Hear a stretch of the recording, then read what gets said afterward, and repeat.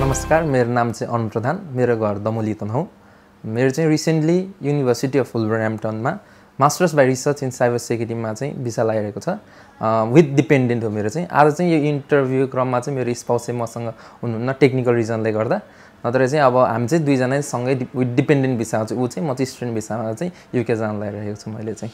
First of all चाहिँ recently मेरै colleague मेरै साथी चाहिँ यहीँबाट एप्लाई गरेर चाहिँ उसको लन्डनको एउटा युनिभर्सिटीमा चाहिँ भिसा लागेको थियो।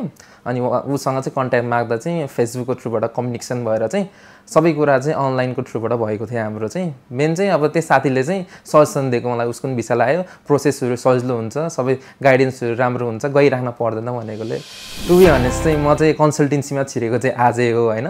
सरसँग भेटघाट नि आजै भयो। मेरो चाहिँ सबै प्रोसेसहरू सबै कुराकानीहरू चाहिँ सरसँग वाट्सएपको थ्रुबाट कलको थ्रुबाट नै भएको थियो। सबै डकुमेन्टेसनको प्रोसेसहरू सरले सर यस्तो गर्नु, यस्तो डकुमेन्ट बनाउनु भन्नुहुन्थ्यो। मैले त्यही अनुसार डकुमेन्ट बनाउँथेँ अनि त्यही अनुसार गाइडेन्स गरेर नि सबै कुरा चाहिँ भर्चुअल नै भयो हाम्रो। आज यो भिसा आइसी नै फर्स्ट टाइम भेटघाट भएको सरहरूसँग नि, त्यही भएर सबै कुरा अनलाइन भएको कारणले अब म जब नै भएको कारणले मलाई सबै कुरा सहज नै भयो। समग्रमा भन्ने बेला चाहिँ एकदम जर्नी सबै स्मुथली नै गयो। अब डकुमेन्टहरू बनाएँ, डकुमेन्टहरू यो ल्याउनु भयो, डकुमेन्टहरू मैले सरलाई वाट्सएपमा मेलको थ्रुमा फरवर्ड गरिदिएँ स्क्यान गरेर। त्यसपछि सरले नै सबै काम गरिदिनु भयो। अनि लास्टमा चाहिँ अब प्रिक्यासको बेलामा चाहिने लोन डकुमेन्टहरू नि सरले नै आफै बनाइदिन्छु भन्नुभएको थियो के अरे, तर मैले नै आफै बनाएँ त्यो मेरो दमोलीको ब्याङ्कबाट।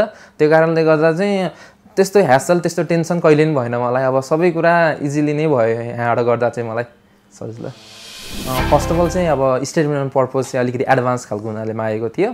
अनि त्यसपछि चाहिँ अरू डकुमेन्टेसनहरू नि अब फर इक्जाम्पल अब मेरो क्वालिफिकेसन्सहरूको लागि चाहिँ अलिक डिटेलमा चेक गरेको कारणले गर्दा चाहिँ अलिक त्यसमा कम्प्लिकेसन लाग्थ्यो। अरू त नर्मलै थियो, ठिकै थियो। अब सुरुमा चाहिँ अब युकेमा चाहिँ स्पाउस लान मिल्छ भनेर सुनेको थिएन मैले होइन। अनि सरले नै अब यो मास्टर्स इन रिसर्च गर्दाखेरि चाहिँ स्पाउस लान मिल्छ भन्ने चाहिँ कुरा खुलाएर मैले नि स्पाउसलाई चाहिँ एप्रोच गरेको लानलाई। अनि अब त्यो नर्मल प्रोसेस नै थियो। अब त्यस्तो अब स्पेसिफिक डकुमेन्टहरू केही थिएन। अब त्यही म्यारिज सर्टिफिकेटहरू अब त्यस्तै अब नि हाम्रो वडा कार्यालयबाट सर्टिफिकेट बनाउनु थियो। अलिकति लोन चाहिँ अलिकति हाई देखाउनु परेको थियो, नत्र अरू चाहिँ सबै नर्मल स्टुडेन्ट जस्तै प्रोसेस लाग्यो मलाई नि। अब साथीहरूले भन्दाखेरि त्यही अब नर्मल विद्यार्थीहरूको 30-35 लाख गर्न पर्थ्यो नि, मेरो चाहिँ 60 लाख जति लोन गर्न परेको थियो। नत्र अब त नर्मलै थियो सबै। प्रिक्यास इन्टरभ्यू चाहिँ अब मलाई चाहिँ अलिकति गाह्रै भएको थियो होइन। अब क्वेसन्सहरू धेरै दिएको थियो, तर यहाँ कन्सल्टेन्सीले चाहिँ मलाई चाहिँ अब धेरै नै मक टेस्ट लिइराखेको भएको कारणले गर्दा चाहिँ अलिकति सहज नै भएको थियो यहाँ इन्टरभ्यू दिने बेलामा चाहिँ। अब रातिको 7 बजे 10 बजे जतिखेर एभाइलेबल हुन्छ त्यतिखेर नै मेरो चाहिँ अब मक इन्टरभ्यू लिएर यस्तो यस्तो भन्नु, यस्तो यस्तो गर्नु भनेर सजेसन दिनुभएको कारणले गर्दा चाहिँ त्यो प्रिकास इन्टरभ्यू चाहिँ मेरो स्मुथली नै गयो।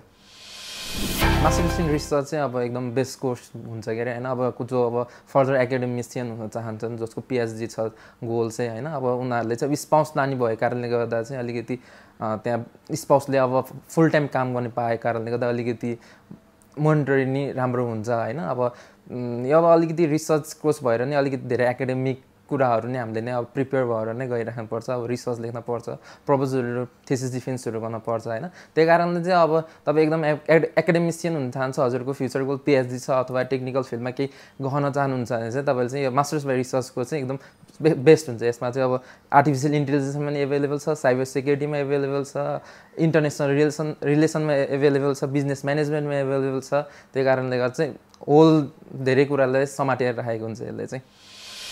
अब फर्स्ट अफ अल चाहिँ यहाँको सर चाहिँ एकदम बेस्ट हुनुहुन्छ होइन। अब जतिखेर नि एभाइलेबल हुने, राति अब कुनै मलाई अब अलिकति स्ट्रेस भएर सरलाई केही प्रोसेसको बारेमा स्ट्रेस भएर सोधेँ भने राति 10 बजे नै फोन उठाउनुहुन्छ होइन। अब डकुमेन्टहरू नि अब सबै कुरा यस्तो यस्तो यस्तो यस्तो भनेर चाहिँ सबै उहाँहरूले एउटा चेकलिस्ट बनाएर दिनुहुन्छ। त्यो कारणले गर्दा चाहिँ अब मलाई स्ट्रेसमा बस्नै परेन कि प्रोसेसको बारेमा सबै सरहरूले नै हेरिदिनुहुन्छ। एप्लाई गर्नेदेखि लिएर त्यहाँ युनिभर्सिटीको मान्छेहरूसँग कुराकानी गर्न नि सबै उहाँहरूले नै सहज गरेर चाहिँ मलाई चाहिँ एकदम स्मुथ प्रोसेस भयो। त्यस्तो केही झन्झट कहिले केही नि भएन होइन। त्यही कारणले चाहिँ अब यही सजेस्ट गर्छु म। यहाँको चाहिँ अब बेस्ट भनेको नै अब सर नै हुन्छ। उहाँको कम्युनिकेसन स्किल्सहरू, उहाँले गाइडेन्स गर्ने स्किल्सहरू एकदम बेस्ट लाग्यो मलाई चाहिँ।